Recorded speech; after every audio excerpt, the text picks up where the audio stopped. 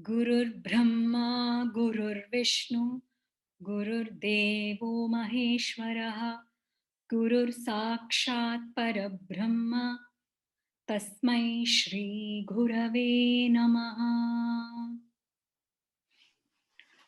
Namaskarams to each and every one of you. I welcome you all to this digital event Nritya Ghati 2020, presented by me and all my students from Nritya Nivedan School of Dance, San Jose, California. It is indeed a great honor in this pandemic that this has become a possibility to have my dear Guru amidst us today to bless all of us through this online medium. And I'm happy to welcome her today and bless me and all my students and each and every one of us. My humble namaskarams to you, Mami. Gurubhyo Namaha.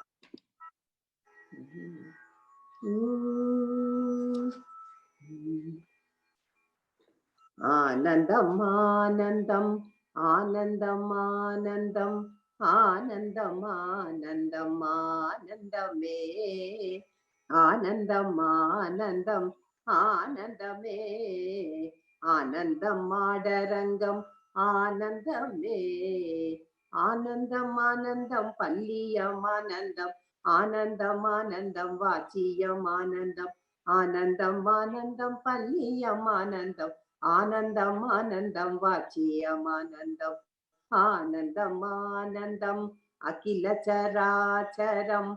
Anandam, Anandam, Putu Gandhanike. Anandam, Anandam, Akila Characharam. Anandam, Anandam, Putu Gandhanike. Anandam, Anandam, Anandame.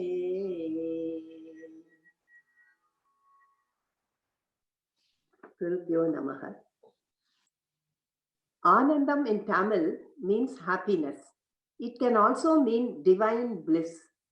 This verse, taken from Tirumandiram of Tirumular, refers to the Lord of Dance.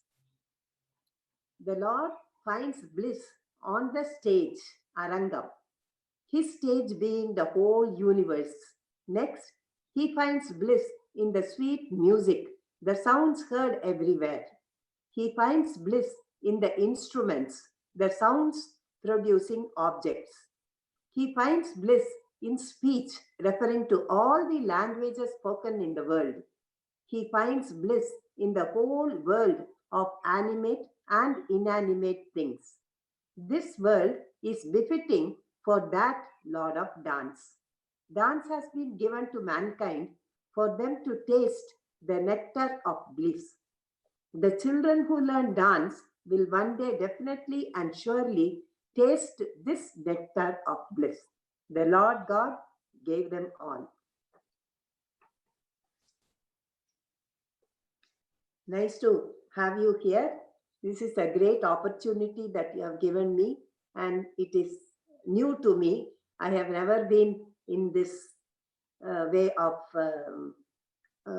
participating in your event, but I am still very happy and honored that you are making me also a participant in that. Yes. Sure, absolute pleasure, Mami, to have you digitally. Include you also digitally first, so I'm extremely happy. So, to all the viewers, just a few words about Mami. I'm just going to read a few words about her and her gurus. So,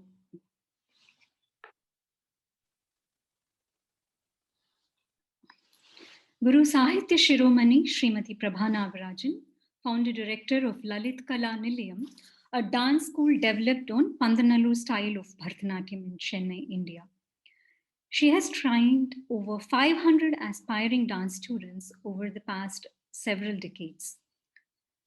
Guru Prabha Nagarajan learnt the traditional Pandanallur style of Bharatanatyam from her illustrious guru Srimati Neela Balasubramaniam, a prominent teacher of her time and the founder director of Nataraja Natya Niketan. She has a BA in Indian classical music and a master's degree in philosophy and Sanskrit.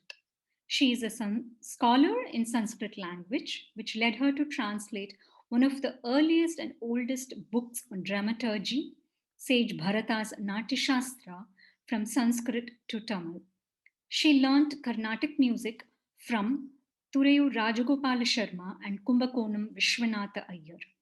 Her Sanskrit guru is Sri Gopala Deshikan, also known as Sanskrit Vadyar affectionately. Her spiritual guru is Sadguru Remaji, who was the founder of the universal religion Mascoism. Guru Prabha Nagarajan has the unique distinction of introducing many innovations in her choreography, known for its intricacies without diluting the Pantanallur style. She personifies simplicity and humility and creates the perfect atmosphere for an engaging Guru Sishya method of Bharatanatyam teaching. Her forte is good rhythmic and intricate adavus and jatis, backed up by a great mellifluous voice and a very high quality of standard in music. She has never sought limelight throughout her career. She mainly focused on great methods of teaching and enlightening her students about the value of this great art. She is a very compassionate teacher and has taught several students from different walks of life, from rich to poor, from smart to slow mentally developed children for their own benefit and improvement in health. She firmly believes that learning the art of Bharatanatyam is purely a divine pursuit and helps the mental and physical well being of the child. Dance, according to Mami, is a way of life and considers it as a prayer. It is a means of fulfillment, an instrument of integration, and a pathway to a rich, deep, harmonious, and creative personality.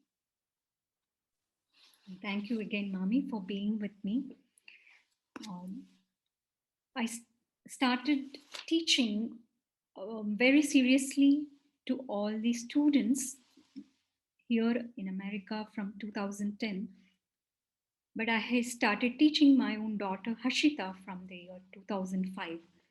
So it has been my own Nritya Gati progression for my dance in teaching, in choreographing, in imbibing it for myself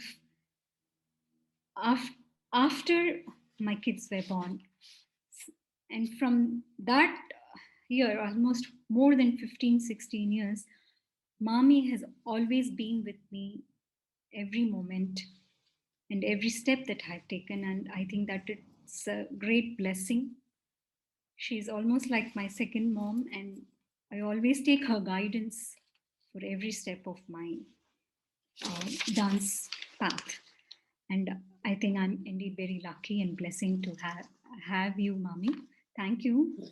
Thank you so much. She's currently residing in New Jersey with her eldest son, and from that's where she's talking to us today. It has been such a pleasurable journey for me from age 5 when I started learning from Mami, and I've always looked up on her for everything, that she handles it with so much calm and peace and such great composure. Such a patient teacher. So I've always wondered how she did it. So I just have a few questions to ask her so that it benefits me and also the viewers and all the art lovers.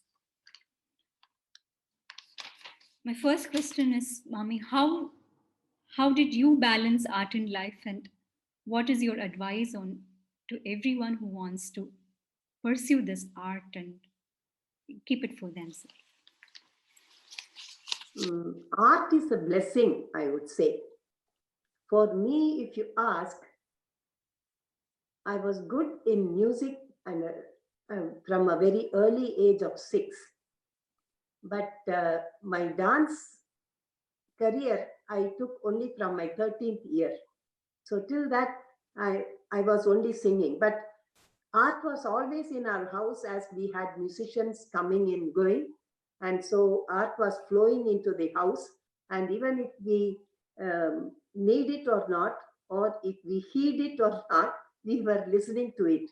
And that's how it got imbibed in us. In every household in those days, any person, a small child, will always be taught either some kind of art, like music or dance. If it is girls, surely into dance. And though Arangetram was not that important, people learned dance as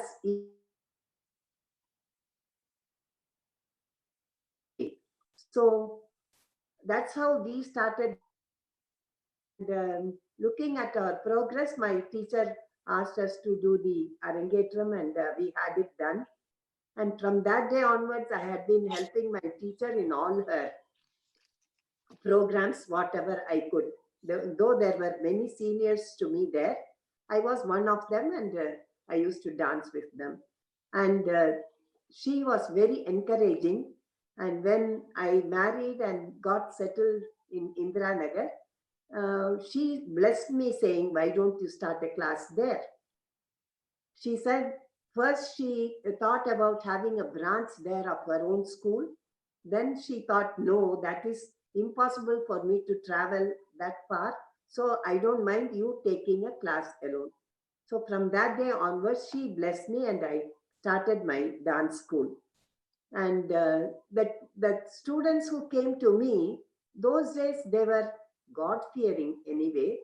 And for that, I would say the parents were also played a great part in it. So the parents also inculcated that you have to be God fearing, you have to know the Puranas, you have to know all the good stories of them and learn from them. All these were taught by the parents also. And when they came and learned from me, and if they go and ask them or ask questions about that, the parents too took great interest and saw to it that they corrected themselves in order to teach their own children. So it was a great journey that I had then. And the children also enjoyed the learning dance from me, because I didn't concentrate only on dance, but I had also made the children learn the main facts of life and how they should be, not only in dance, but in the outside world, how they should face the world. And I always feel that mainly the girls, they are like bud. When they came to me, they were like bud. And I have to kindle and make their innermost mind open into a blossoming flower. So I used to tell them, "You're all blossoming flowers, beautiful flowers in my class, and I want you to uh, throw the fragrance of your blossoms to all others around you." Whether they understood whatever I told or not, but my speaking went into their hearts, and my singing went ringing into their hearts, that though they didn't know music, they used to sing my songs. Yes. Much to the surprise of their own parents, they used to sing it with the correct tune that I sang. So they were all, I feel that is how you balance art and life. Life is different. We all do it for reading, earning, and all that. We have spent mostly of the natural basic necessities of life. But once you are an artist, there is something different in your whole life. It changes, converts completely an artist. Their outlook, their performance, all shines out in a crowd. That's what I used to especially tell my students, that you are all outstanding. So think that you are outstanding and do your work. And so they used to really rejoice and dance very well. And even if I didn't sing a song, or even if I didn't teach a thing, they used to question me and ask me, teach me this, we will dance this, do that. Correct. And so that encouraged me, and it made them progress in the art also well. Yeah. Yeah. Yes. Yeah. A guru is so important. I have learned the entire art only by listening to your music. Even Yes, though I'm not correct. a singer, but your music just reverberates in my ears even now. The Madhuvanti Tilana that my Yeah. couple of my students are going to perform, it is etched in my memory forever. The way you have sung, and Charu Kesi Bhatnam, and everything that keeps coming back to me Yes. every time. Yes. Probably that was the main thing that that had turned into dance becoming my passion. Yeah. Through which the bhakti through which you used to sing. Yes. So and of course with all the love. Um, um, and going on to my next question, you've almost seen more than 6 decades of Bharatanatyam from the Maybe. time, Yeah. yeah, you have learned. Um, what's your observation and how has it transcended in these 6 decades, Mami? Yeah. A lot of improvement in the art. And as I always say, Bharatanatyam is a growing art. It is still growing. Now, when we were studying, we just learned from our guru and did it in a graceful presentation. That's it. When I taught, my children were so good that they used to ask me, can we choreograph? And they used to go to school and choreograph little songs and then come and tell me we did that. And I was so happy that they could do it. So slowly the creativity and choreography was entering the dance world. Now it is very prominently there. Anyone you can see them choreograph, or even um, this do dance, Do that. improvise Yeah. dance on the stage or anywhere.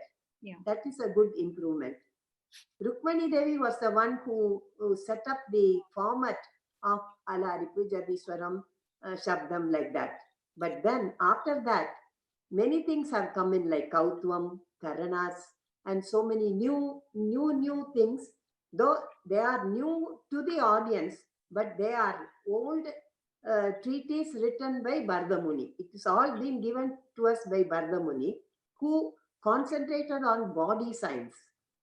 He told only about the body science, but then now people have incorporated it in their dance. Though Pandanallur style did not have so many karanas or so many kautvams or other things, now having brought out so many kautvams, they have taken the place of Alaripu and Jatiswaram. So in a program, we may not see an Alaripu, but we'll definitely see a kautvam or a Swarajati or something like that, and Pushpanjali. These are all new things that have come up now. We didn't have Pushpanjali at the time of when when I learned, but I taught my children Pushpanjali to enter the stage. But that was the thing I did, and then now today it has come into a very great thing as to say the Pushpanjali and then the Kautam, then the Alaripu, everything takes place on the stage. So many things have been included in the choreography and also the composition. And it's good. The Bharatanatyam given to us from by Bharadamuni has taken its development in many ways. And today, the children also dance very nicely, and all are very good in their dancing, and one excels the other. And so we are all fortunate to have such children and see their dance. Yeah. Yeah, that's true. They are so dedicated, and the Yeah. technicalities they want to know, and so many things. And we have so many loaded. The online digital medium is loaded today with Yeah. dance, Yeah. music. Yes. Yeah, If you want, you can go to the internet and get yeah, it. get everything that. Get everything. Yeah, I But remember that I was not all taught that, Pushpanjali. you need a guru's guidance there. Yeah, right. Cannot take it out like that and do it. Students, I'm talking of, Yeah, not the teachers. The teachers can observe from the internet, but not the students who are correct. learning. So Correct. they need a guidance from the guru. Yeah. So the guru has to be there to guide them in order to make the presentation good. Yeah. Even to understand, you need some intelligence to see what they are To see doing, what it is. right? So Yeah. art Yes. is it has an integral part to uh, to just view. It will be nice, but to take it, you need some kind of knowledge to Yeah. understand it. Correct. Yeah, I remember that I have never done Pushpanjali for my Arangetram. It was Yeah. from Alaripu, no Kautvam. Yeah. Ishwar Prasad. It was the typical old standard format. Uh, Format.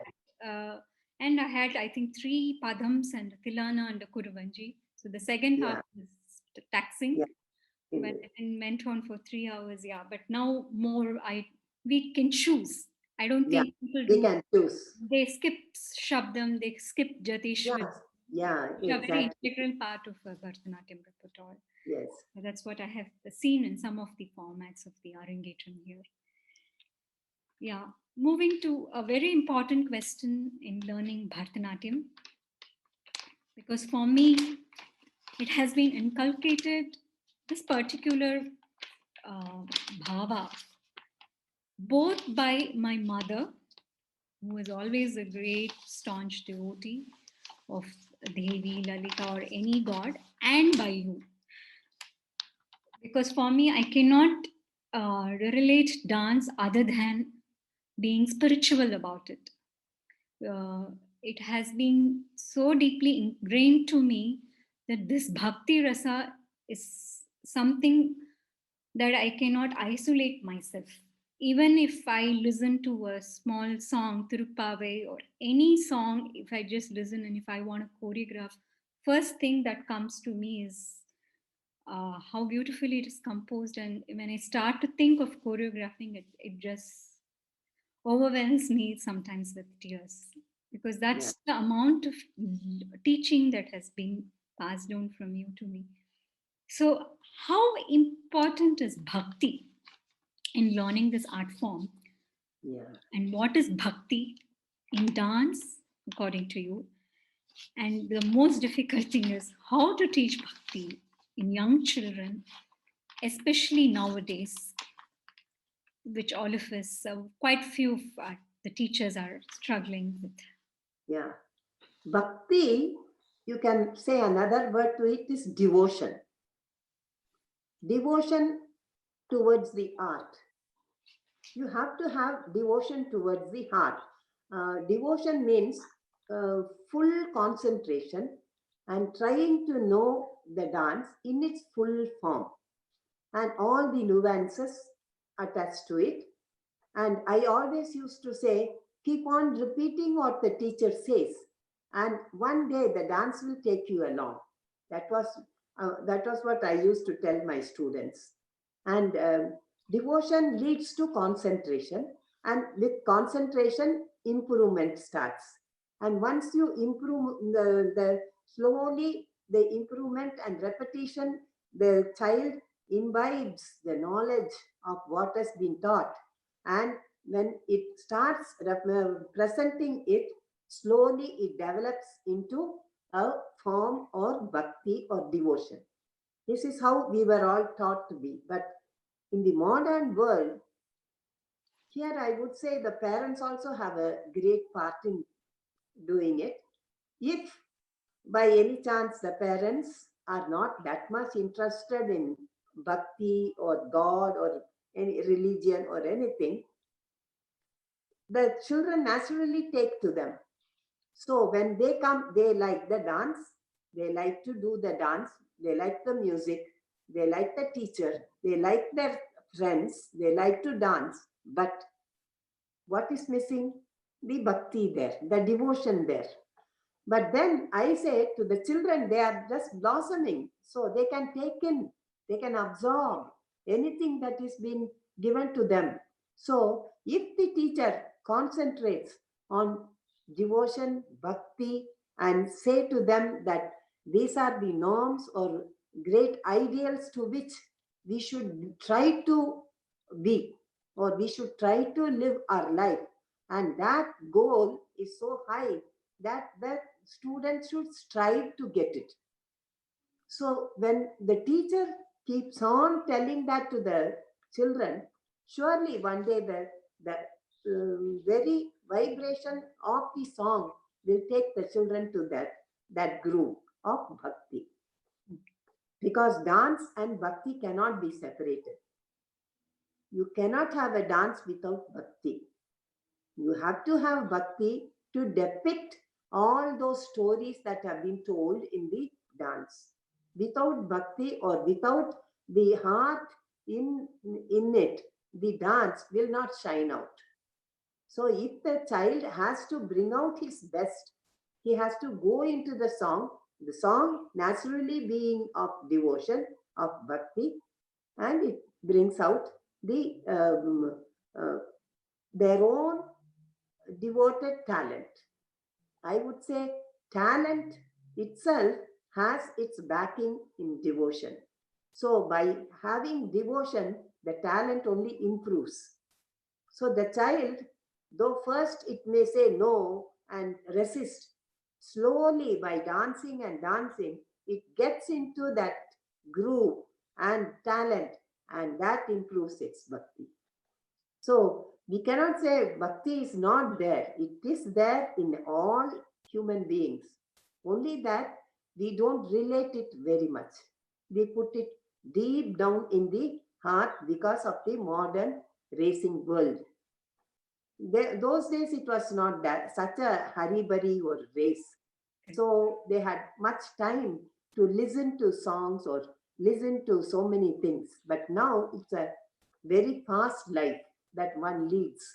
So there is no time for all these.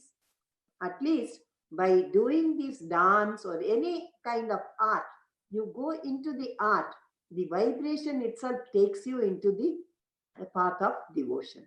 So I feel it's both the teachers and the parents have a part to play in it to make the child bring out its devotion and talent out. That's what I feel.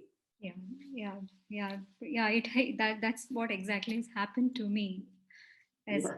your both guidance, and that's what I'm trying my best to impart it to my students. To the students, correct. So, just the last question for today to you. I don't want to take your time and also the viewers' time. What value does dance add to an individual, and how is dance varied from all other art forms to imbibe it holistically?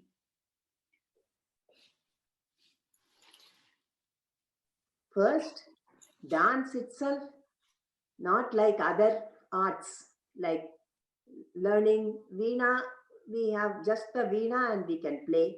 Music, we can just sing. And any other art you take, individually you can perform.